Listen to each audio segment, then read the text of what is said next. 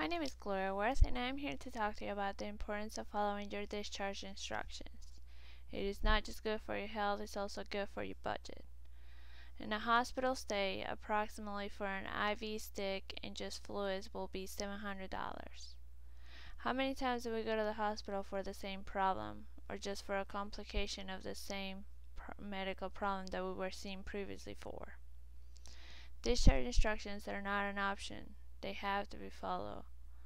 According to a study published in the New England Journal of Medicine, there are 505,000 patients being readmitted every year for CHF complications, and 476,000 patients being readmitted every year for pneumonia complications.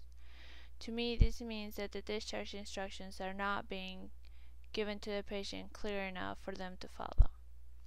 Improving the way we provide discharge instructions to patients directly relates to the readmission rates and hospital costs.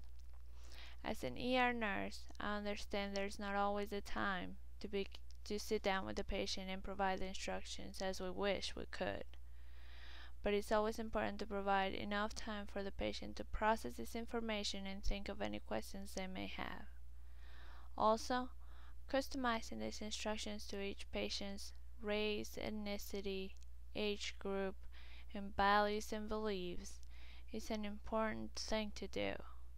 This will ensure that they will be able to follow them. As a patient, communicating with your nurse is important.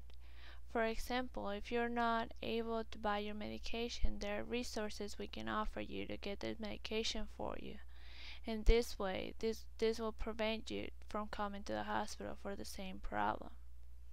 Or if you're not able to schedule your follow-up appointment, or if you don't have transportation to get to your appointment, we have all the resources you need. All you have is to communicate with us. There was another study done that states that a post-discharge phone call can be a great way to follow up with patients without having them to come in. And having them to come in will save the hospital money and will save the patient money. Post-discharge phone calls are great because they provide the patient with a home setting. They are at the home, they have the medication, they can think of any questions or side effects they may have seen, and we can answer those questions. We can also identify any complications or any times that they absolutely have to come in. I believe that if discharge instructions are given appropriately, the readmission rates will lower, the hospital costs will lower, and the patient's needs to be seen for the same thing will definitely lower.